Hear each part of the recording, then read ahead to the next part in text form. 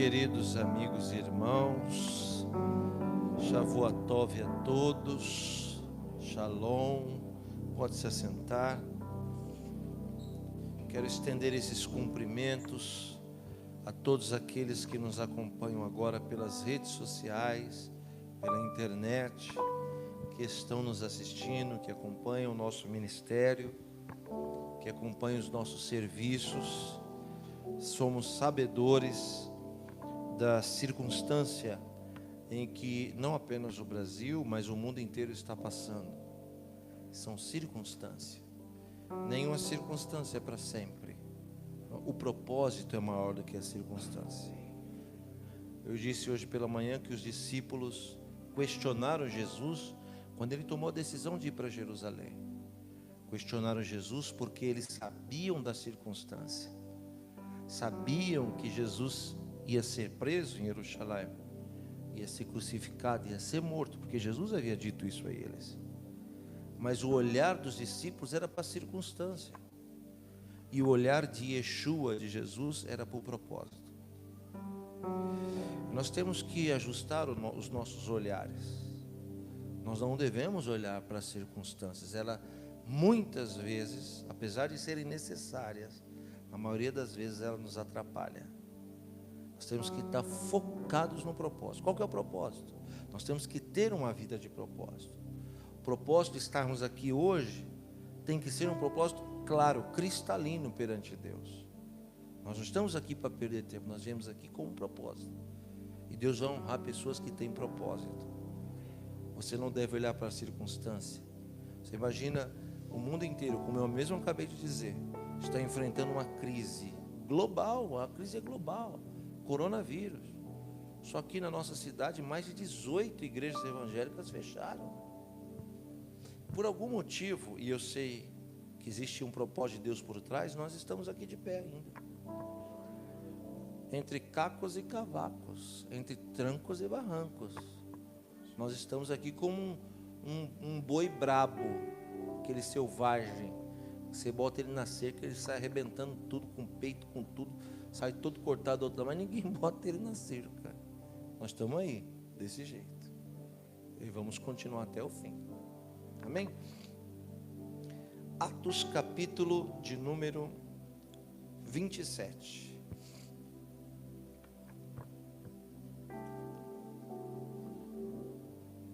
Atos 27.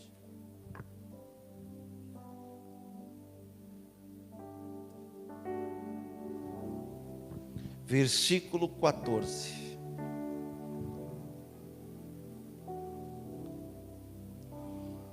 Achou? Entretanto, não muito depois, desencadeou-se do lado da ilha um tufão de vento, chamado Euroaquilão. E sendo o navio arrastado com violência, sem poder resistir àquele vento, cessamos a manobra e nos fomos deixados levar. Amém? Que texto, hein? Que texto. Essa narrativa histórica de o único não-judeu escritor de um texto sagrado. O moço de Paulo, que renunciou o nobre ofício de ser um médico para assumir o ofício de ser um escriba. O que era um escriba? Um moço que anotava o que o apóstolo falava, que anotava o dia a dia em um diário. O livro de Atos dos Apóstolos é o diário da vida dos primeiros apóstolos, seguidores de Yeshua. E aqui já no finalzinho do livro de Atos, no 27º, 28º capítulo, esse diário nos diz que o apóstolo Paulo estava passando um momento crítico em sua vida. Para recapitular e entender, Paulo ficou pregando muitos anos fora de Israel, durante as nações, perante as nações. E um dia ele volta para Jerusalém e ele traz consigo um homem não judeu, que não tinha circuncisão, que não tinha o pacto de Abraão, um homem não judeu, que ele conheceu em uma de suas viagens. E Paulo sobe para Jerusalém com este homem, sob a condição de um voto de nazireu. Você já deve ter ouvido falar sobre o voto de Nazir, mas eu vou recapitular mesmo assim. O Nazir, para ser Nazir, ele tinha que fazer 3 coisas. Primeiro, ele deveria deixar o cabelo crescer.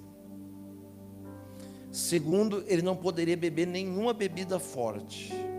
E terceiro, o Nazir nunca poderia tocar em coisa morta. Essa era a condição para alguém fazer o voto de Nazir. Quando se terminava o voto, então sua cabeça deveria ser totalmente raspada. E esse cabelo deveria ser entregue ao Gadol Cohen, ou a um Cohen comum, para que esse cabelo fosse queimado aqui no altar de Deus. Mas lembre-se que esse é um voto exclusivo para Israel. Isso não é voto para romano, isso não é voto para grego. E Paulo leva um não judeu para entregar esse voto aqui, a cabeça já raspada, e ele entra dentro do átrio, porque aqui tem uma permissão para não judeus estarem, nesse primeiro átrio, chamado de átrio dos gentios. Mas era para turista, é para as pessoas que vinham visitar Jerusalém, queriam conhecer essa magnitude, essa grande construção. Era um limiar, ele não poderia avançar além daquilo. Mas o texto que antecede a este capítulo diz que Paulo entra com esse não judeu para que ele queime esse cabelo aqui dentro do lugar exclusivo dos judeus. Quando isso acontece, os guardas do templo veem que aquele homem era Paulo, já inimigo dos judeus, e veem que aquele homem era um não judeu. Então eles põem a mão no Rabi Shaul Rachalia. Existia uma placa dizendo: ninguém pode passar deste perímetro se não for Yehudim. E ele avançou esse perímetro. E aqui houve uma falta de sabedoria e um excesso de espiritualidade. Porque não há espiritualidade na desobediência. Não há espiritualidade quando os limites são rompidos. Nós estamos falando de Paulo, irmãos. Estamos falando de um Zé Mané igual eu, não. Comedor de farinha igual eu, não. Não. Estamos falando de Paulo. E esse grande homem deveria aprender também a respeitar limites. Até onde se pode ir. Até onde não pode ser. E talvez ele não respeitou esse limite. Ele não deu ouvidos a este aviso. Talvez ele achou que a sua espiritualidade estava acima da obediência. E ele avançou, pagou para ver. E quando ele avança o limite, imediatamente ele tem a consequência do avanço. E a sua espiritualidade não foi suficiente para livrá-lo naquela hora. Alguém está entendendo o que eu estou falando? Obedecer às regras é muito mais do que ser espiritual. Obedecer às regras, a Bíblia diz que Deus ama mais a obediência do que o sacrifício. E o sacrifício é um gesto espiritual, mas ele prefere a obediência, é a preferência do Eterno. Quando ele avança esse limite, imediatamente os guardas pegam. Deve ser morto a pedradas. Mas ele não foi. Por que ele não foi? Porque quem dava a sentença de morte não eram os judeus, eram os romanos. Se lembre que quem matou Yeshua não foram os judeus, como muitos anos foi pregado. Quem matou Yeshua foram os romanos. A pena capital era romana, cruz, morte romana. Judeu matava a pedrada, não crucificada. E Paulo é preso ele toma um espancamento ali naquele lugar, arrastado para fora para ser morto.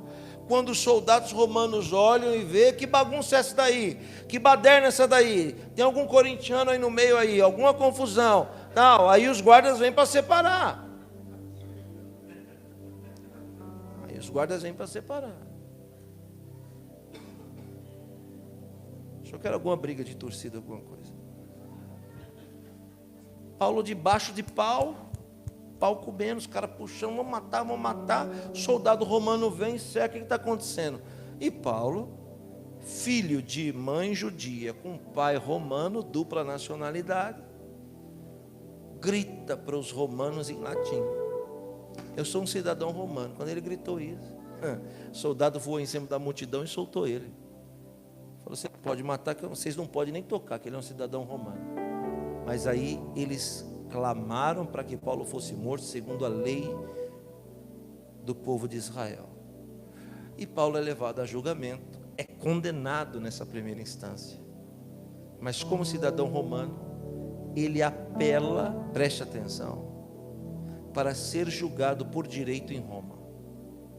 Veja só, isso daqui que aconteceu desencadeou uma série de situações e circunstâncias na vida de Paulo, porque ele rompeu um limite, porque ele não obedeceu às regras, porque ele não se sujeitou a uma autoridade.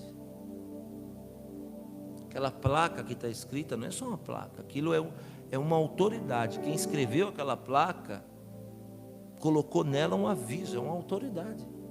Rompeu aquele limite. Quando você vê ali uma placa de trânsito, aquela placa é um símbolo de autoridade. Se você romper aquela placa, vai ser multado. Você vai pagar a consequência de não ter se submetido àquela autoridade, daquilo que está escrito. Quem me entende, diga amém.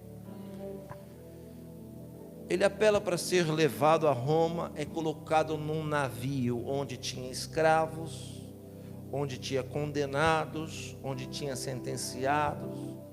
A classe social que navegava ali, no porão daquele navio, que ia atravessar todo o mar Adriático, todo o Mediterrâneo, para ir até Roma, muitos desses não chegavam nem vivo, porque não tinha motor a vapor, motor elétrico. Esse navio gigantesco funcionava ao remo de centenas de homens, a batida do tambor de um comandante que usava aqueles escravos que remavam dia e noite. Olha, irmão, nós estamos falando de milhares de quilômetros.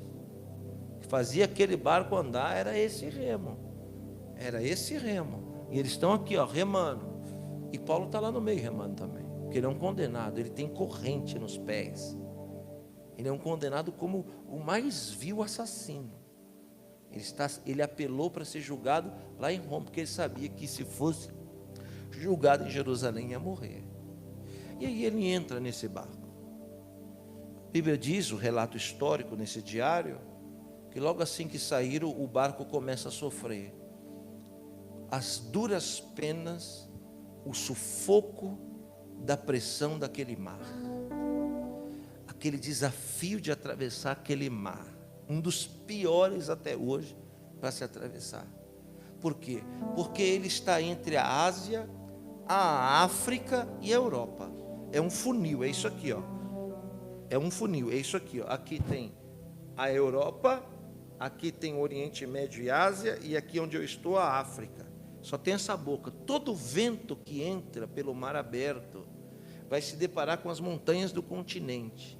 Esse é o mar mais brabo que existe. Porque esse vento ele não sai, ele circula ali no meio da água. E é furacão, e é redemoinho, e é tempestade. Quando o barco bateu na água, o pau começou a comer. Por quê? Porque o diabo que não conseguiu matar ele em Jerusalém, certamente insistiu em matá-lo no mar. Tem umas coisas que a gente tem que aprender com o diabo.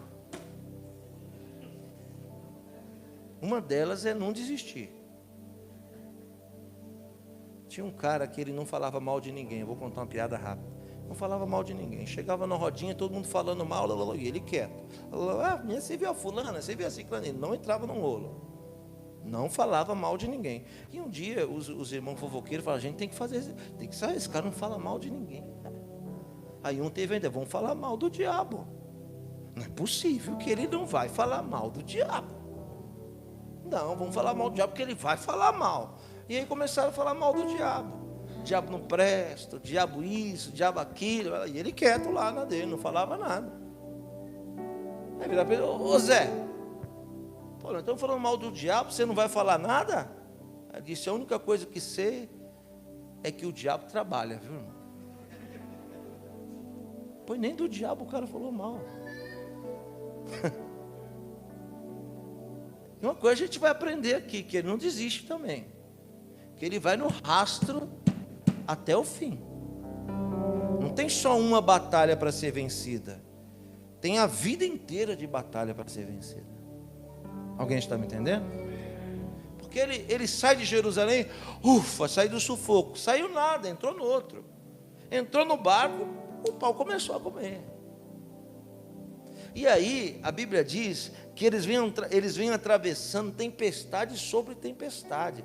Esse barco, ele balança para lá e para cá, e ele vai daqui para lá. E esse barco, daqui a pouco a Bíblia diz que chegou uma trevas, uma escuridão tão grande, que segundo a palavra de Deus, eles ficaram, ó Pedro, 14 dias sem ver a luz do sol. Perdido no meio do Adriático e do Mediterrâneo. 14 dias, olha para mim, sem ver luz do sol, você perde referência de acordar, de dormir, de comer, perde referência. Você começa a entrar em parafuso. O texto diz, ficamos 14 dias sem ver a luz do sol. E ele diz mais assim, e estava se aproximando o Yom Kippur, o dia do perdão. Ele judeu, um monte de gentio lá dentro, e mesmo assim, ele cumpriu o Yom Kippur. Por quê? Porque quem tem propósito não se contamina com circunstância. Pode estar cercado de judeu, ou pode estar cercado de gentio, mas você tem que fazer o que a palavra de Deus determina. Se os outros vão fazer ou não, o problema é deles.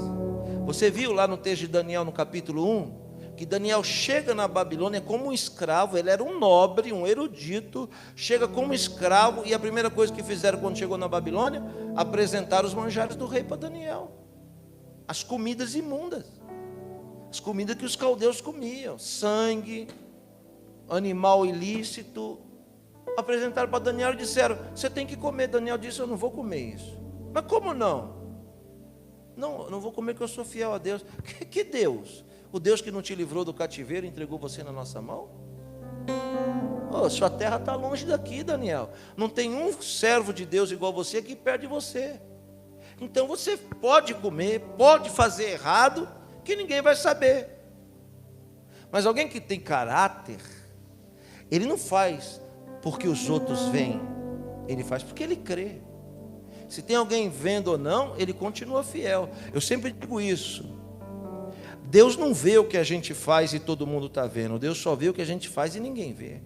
Essa é a contagem de Deus. Ele poderia muito bem se contaminar ali, junto com aquela comida, e ficar por isso mesmo. Deus me abandonou, Deus deixou eu ser humilhado, e hoje eu sou escravo, não estou na minha terra, perdi tudo. Então, que essa fé não valeu a pena para mim, eu vou ser infiel. Não é assim que muitas pessoas fazem? As pessoas fazem isso. Eu não me dou bem, não dá certo, dá tudo errado, para que eu vou ser fiel a Deus?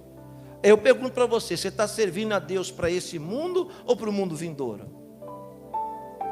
As pessoas infelizmente pregam um Deus para esse mundo, e nós aqui estamos na contramão, porque nós pregamos um Deus que não é para esse mundo, é para o mundo vindouro, para a eternidade. Para nós aqui a eternidade é muito mais importante do que esses momentos de vida que a gente tem.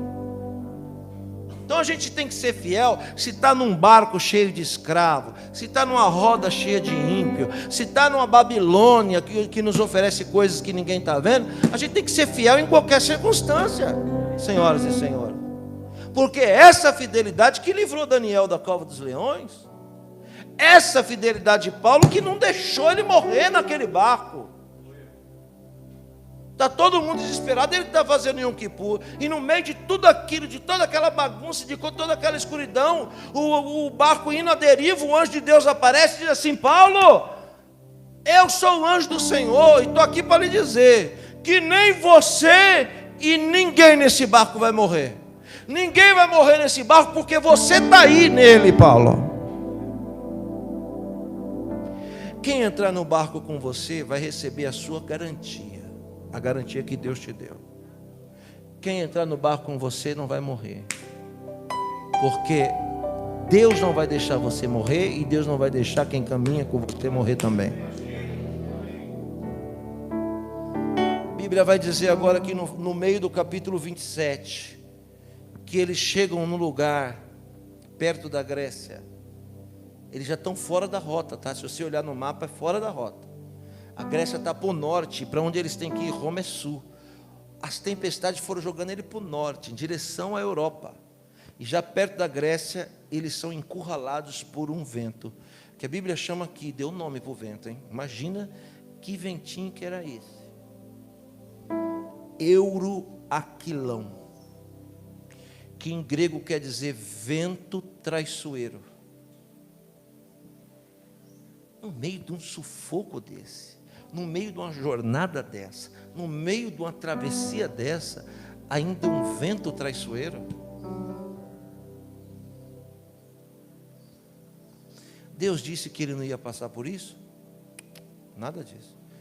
Deus fez uma promessa: aconteça o que acontecer, você vai chegar onde tem que chegar. Aconteça o que acontecer, você não vai morrer e vai chegar vivo. Recebe quem acredita? Aconteça o que acontecer, seja o que for, tempestade, o vento que vier, que bater, não interessa, você vai chegar onde Deus disse que você vai chegar. Se é vento traiçoeiro, se é vento contrário, se é escuridão onde você não enxerga nada, se é um bando de ímpio, blasfemo, e você no meio dele, não interessa, Deus colocou você nesse barco. Você vai ter que seguir nele. A Bíblia vai dizer que lá na frente, esse barco vai encontrar um encontro de água, no meio do mar. Está sem direção nenhuma, sacolejando para lá e para cá. O que é isso, um encontro de água? Olha aqui para mim, no mar, quando há um encontro de correnteza, ele cava um buraco e fica um banco de areia no meio do mar. Sabe o que a Bíblia diz? Que esse barco, já todo despedaçado, apanhando durante quase 30 dias. Entendeu, Henrique? O barco resistiu 30 dias de surra. Todo mundo dentro com medo. Sabe qual que é a ordem do Império Romano? Se o barco naufragar, eles têm que matar todo mundo. Porque para o Império Romano é melhor um escravo condenado, morto, do que ele escapar. Que se ele escapa, ele desonra a força do império. Então qual que é a lei? A lei era passar a espada em todo mundo. Só que Paulo chamou o comandante quando o anjo chegou e disse para o comandante o seguinte: essa noite um anjo do Senhor me apareceu, e ele disse que ninguém aqui vai morrer. E aquele homem ímpio que adorava Júpiter, Marte, Netuno, todo o panteão grego-romano de demônios e deuses, aquele homem acreditou no que Paulo disse e guardou no seu coração. Porque quando o navio bateu no banco de areia, ele se despedaçou no meio do mar. Quando ele se despedaçou, os pedaços do barco foi onde as pessoas se agarraram. Quando o barco bateu no banco de areia, os soldados pularam: vão matar todo mundo que ele vai afundar, vai à deriva.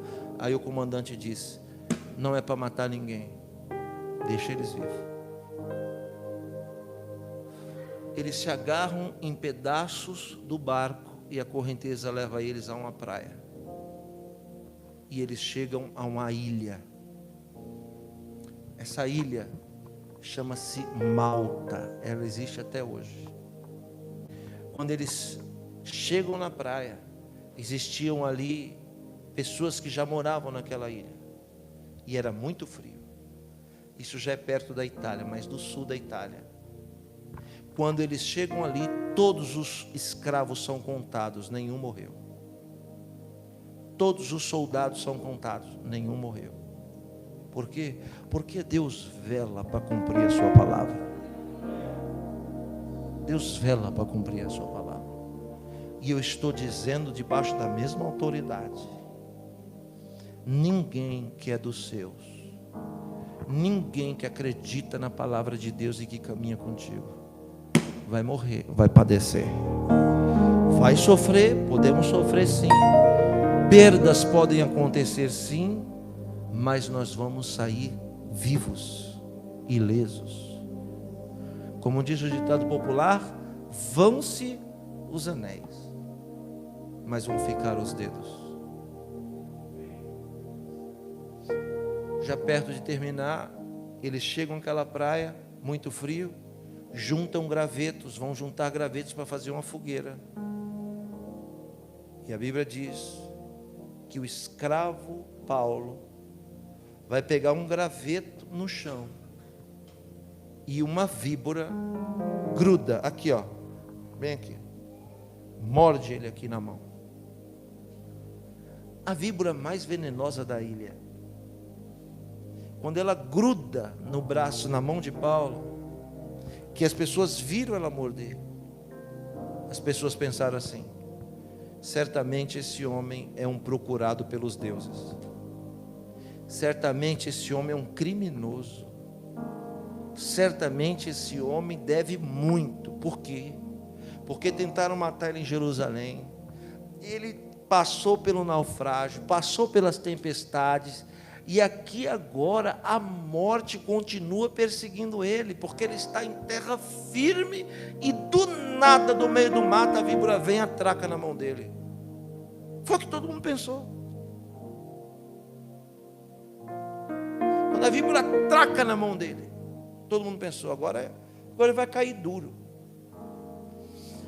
Vou dizer algo para vocês aqui, e quem está assistindo. Eu não gosto muito de filme, porque eu sou impaciente. Esses dias botaram eu para assistir um filme chamado O Invencível. Vocês têm que assistir esse filme. Além de ser impaciente, eu sou durão, eu não choro. Meu irmão, quando acabou esse filme, eu estava todo lambuzado de chorar. Essa barba aqui estava grudada de tanto que eu chorei no filme. Estava fininha a barba. Eu passava a mão aqui e não achava mais nada. Estava descendo aquele melado bonito que desce quando a gente chora. Não sei o nome daquilo, mas você sabe o que eu estou falando. Aquele bem salgado mesmo. Aquele choro terrível. O invencível. Porque eu poderia dizer que é a mesma história de Paulo. O inimigo tenta tirar a vida dele em Jerusalém, ele se safa. Tenta tirar ele do barco, se safa. Tempestade, se safa. Naufrágio, se safa. Agora, quando tudo parece que vai se resolver, a serpente vem e morde a mão dele, e ele também se safa. Porque o diabo só persegue quem é escolhido.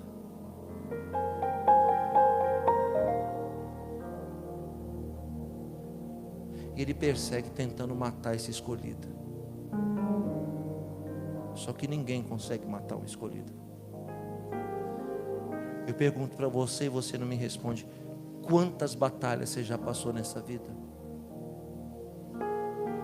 E sobreviveu a todas elas? Quantas provações você já passou nessa vida? E sobreviveu a todas elas? Olha aqui para mim, eu vou falar bem rápido.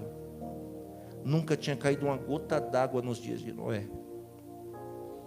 Mas também quando Deus decidiu fazer chover, você já sabe no que deu. Caiu o mundo. Noé sobrevive ao dilúvio. Sim ou não? Só que a Bíblia não diz que nunca mais choveu. Continuou chovendo, continuou tendo tempestade. Depois do dilúvio, continuou chovendo, dando trovoada, relampeando, tendo tempestade. Eu pergunto para você, aqueles que nasceram depois de Noé, que não conheceram o dilúvio, quando cai a tempestade, ele fica morrendo de medo, não é assim? Tem tempestade que dá medo. Eu já parei em estrada porque fiquei com medo de continuar dirigindo.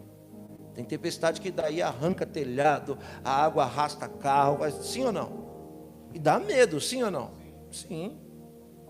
Agora eu pergunto para você, Noé tinha medo de tempestade? Claro que não.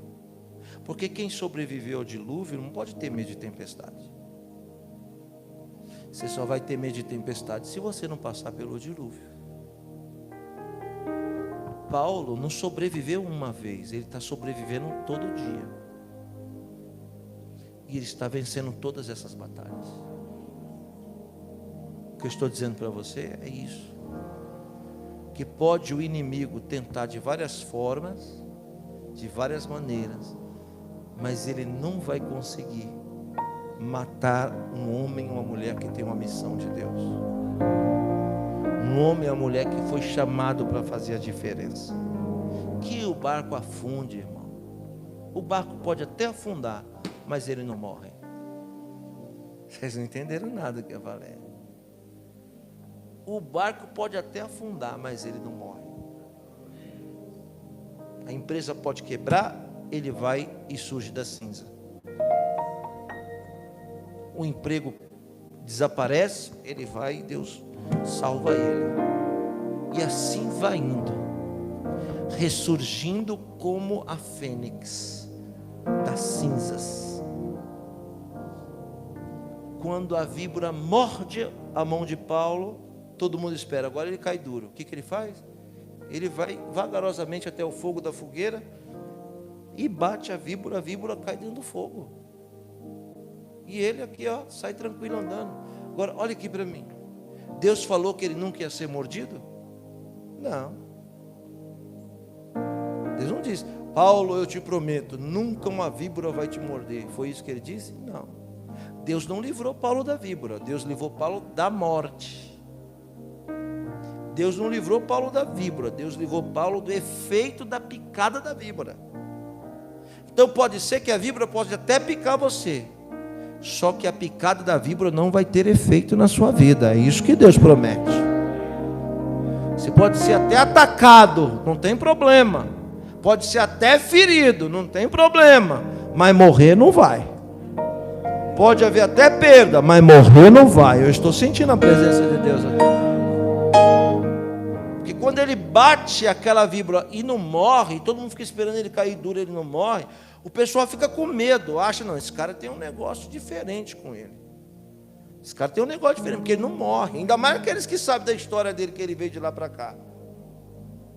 E aí, as pessoas começam a temer Paulo, porque estamos falando de pagãos. Eles acham que Paulo é uma entidade. Para mim agora, ficou tudo mais fácil, né, irmão? Se Paulo fosse brasileiro, tá todo mundo respeitando Paulo. Vai deitar e rolar. Vai botar. Se Paulo fosse brasileiro, ele sentava no trono e botava todo mundo abanando ele, trazendo água de coco, ia tirar onda, né? Se Paulo fosse brasileiro, mas não é, né? Graças a Deus. Ele não aproveita as circunstâncias, grave o que eu estou dizendo, para proveito próprio. Ele não aproveita do que Deus faz na vida dele para proveito próprio. Ele não aproveita da missão que Deus tem na vida dele para proveito próprio. Pelo contrário, ele passa dias em Malta e as pessoas que ouviram Paulo se converteram ao Deus dele. Porque ele não aceitou ser chamado de Deus, mas ele aceitou que o Deus dele fosse o mesmo Deus daqueles aborígenes que estavam naquela ilha. Você está blindado. As circunstâncias virão. Pode ser que o barco afunde, pode ser que os destroços emerjam das águas, os cacos e também as migalhas que nos sustentam não deixam a gente morrer. Porque o mesmo vento que abate o barco é o mesmo vento que vai soprar ao nosso favor, para jogar a gente na beira da praia. Por quê? Porque essa beira da praia, Deus tem um propósito nela. Ela está na rota de Deus. Essa beira da praia tem pessoas que precisam saber quem é o Deus que você serve. E lá você vai se encontrar com víboras. As víboras nos esperam. Tem medo de víbora? Eu morro. Víbora e rato eu tenho medo. Barata eu não tenho, não. Eu nunca li no jornal que barata matou ninguém, fez mal para ninguém. Rato já é nojento, agora víbora o negócio é estreito. Mesmo assim, sabendo que tem víboras à nossa espera, não tem problema. Deus não vai nos livrar delas, mas vai nos livrar do efeito delas. Amém? Amém? Amém? O barco pode afundar, mas você não morre.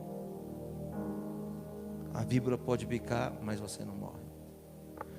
Veja que o diabo não desiste de Paulo e o persegue aonde ele vai. Não ganhou nenhuma, perdeu todas.